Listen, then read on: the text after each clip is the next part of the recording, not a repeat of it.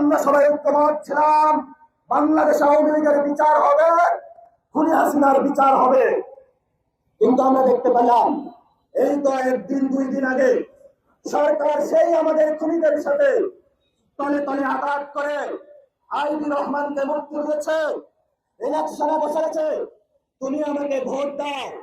আওয়ামী লীগ বলেছে তুমি আমাকে কি দিবা? যা পারো সব দিয়ে দিব, যেভাবে হলো মোদি তোমাকে দিয়েছিল। বলছে তুমি আনবা কই থেকে? বললো তুমি যে দাদার বাড়ি থেকে এনেছ, আমিও মোদি দাদার বাড়ি থেকে এনে তোমাকে দিব, ভয় নাই। বর্তমান পরিস্থিতিতে অনেকে বলে যে বিএনপি নাকি ফাঁদে পড়েছে, অনেকে কামের ফাঁদে পড়ে। বিএনপি হলো আওয়ামী লীগের ফাঁদে পড়েছে। এই আওয়ামী লীগের ফাঁদে পড়ে বাংলাদেশে জিয়াউর রহমান শহীদ হয়েছে, খালেদা জিয়া মৃত্যুর মুখে পতিত হয়েছে।